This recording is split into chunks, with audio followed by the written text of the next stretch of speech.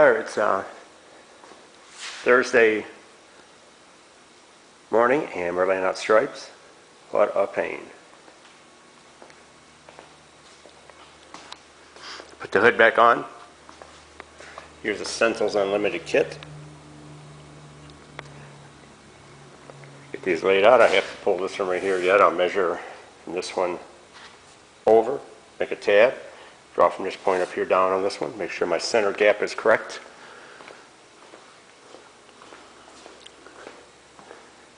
That's how high up the rear ones go. A lot of masking left to do on these, masking off everything that doesn't get the white on them, just to paint this little bit right here. There on the deck lid. These stripes actually end under the rear spoiler on this car. That's why they only come back to here. I drew these lines down because I have to put the stripes on the spoiler yet, so that will allow me to see where they come down at. Set the spoiler on it here. But yeah, this stripe doesn't continue all the way down to the bottom of the deck lid in the rear. It terminates here. So we'll take this across right here. And this stripe, this big wide part in here will be painted white. Under this mask will be green, this will be white, and then we'll paper everything from here out. That's where we're at today, painting the butt stripes. There's a whole bunch of books out on them. They all tell you different things. They all give measurements that are not the same. Depends on which expert you ask. We're going with one of the more prominent. I won't throw any names. Stencils Unlimited mask kit's pretty good. Don't have any real problem with it. So I'll bring you back when we get everything all papered off, then you'll be able to see more about what I'm talking about here. Okay. I haven't masked off for the stripes yet, but they're all laid out. Nice and uniform. Triple dipple checked all the measurements. Everything is squared off the way it should be. Like I said, these are pretty dictated. They go and they follow this line around. This is inset for the cowl vent. These, I used a factory assembly manual on these for the spacing on these. Spacing from the seam to here on the header panel, because they do have a taper to them. Taper, I think, is to miss this Camaro chrome molding, because that worked the same way in the rear.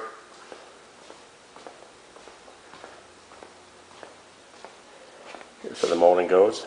It comes right to the edge of where that white stripe will be painted on. Oh, let me grab the phone. Yeah, I didn't do a lot of this. It's kind of boring, straightforward stuff. But one little tip when you're laying out stripes like this and everything is using tape. There's a tape line underneath. As you can see, I've got one on top here too. The one underneath runs straight through, and it come out on the bottom right here. That was my guide reference, since this stripe does not go all the way under the back spoiler. That way, when I put the spoiler on, I could pull this piece of tape as a guide over the top of the spoiler, and then I knew to bring it down to this first piece of tape I had put on for my reference.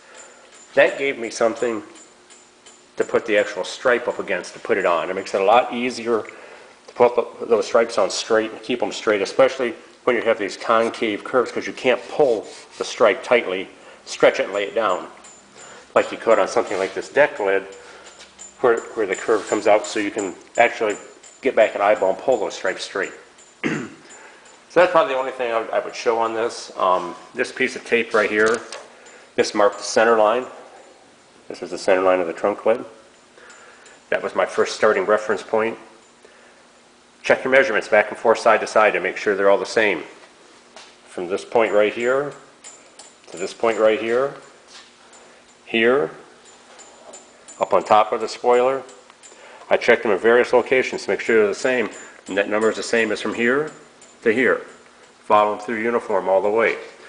Once you've established the center, then you can work your way out. You know what this width is supposed to be then, here to here. Makes them pretty easy then to lay out from the center out.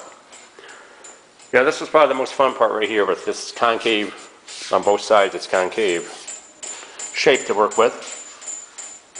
But we've got them. Take the spoiler off now. I'll finish putting these down. I guess the only other point to really say is when you're working with these vinyl applications like this was, they send a squeegee, and you do have to squeegee these stripes down. You got to go over, make sure that they're down good and tight, work them down so that you know that you've got a good seal with them. Just push them down with your fingers, not enough. You don't want any paint crawling underneath. That's always the biggest fear. I still, even though I've put them down the best I can, I still fear that they'll be fuzzy on the edges, not stick down. This kit seems to be relatively fresh. It's not an old kit.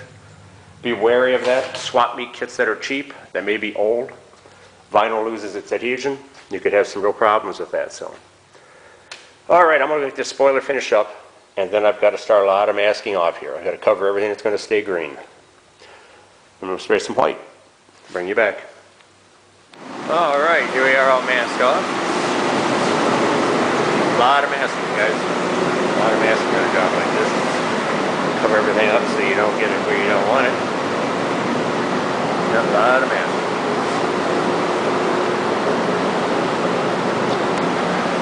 Cover the top of the carpet with the cover that I had. That'll be good enough for that. Get the vinyl roof on it up there anyway.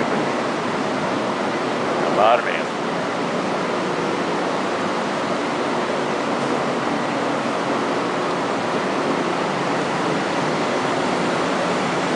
So, I'm going to get ready now to spray some white on. These white stripes put in. Try to keep it as thin as I can and just keep the coverage. I'll bring you back when we got some white. Alright, I've already started peeling, guys. Looks good. Mask worked out pretty nice. I like to peel it before it gets real hard. Sets up real hard. Paint's still kind of soft. So you can make it come off a little bit easier and the lines pull easier. So you don't have to be so afraid of tearing. So I'll show you what I got. Looks real good. I'll show you how the mask pulls here. I already started these loose. I like to keep a tension back. Seems to pull the adhesive off a lot more evenly and better.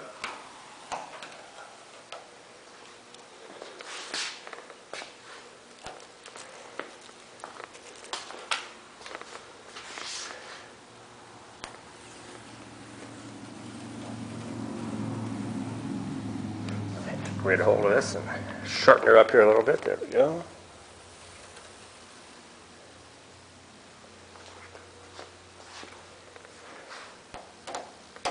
Okay, guys, there you have it. You can see how that looks. Pretty nice. We're happy with it.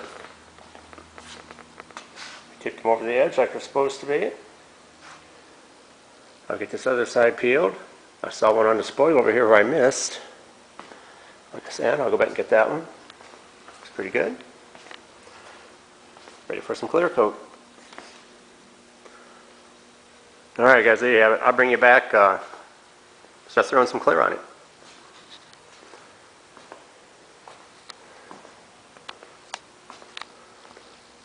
Alright, one last little video here before we clear. Everything looks really good. It's come off real nice. Got a couple of touch-up places.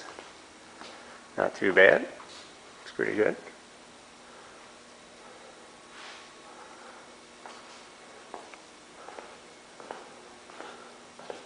Tack brake the car all down again.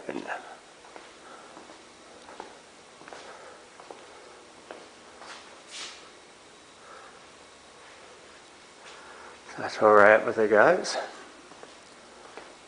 Like I said, we start throwing some clear. I'll bring everybody back.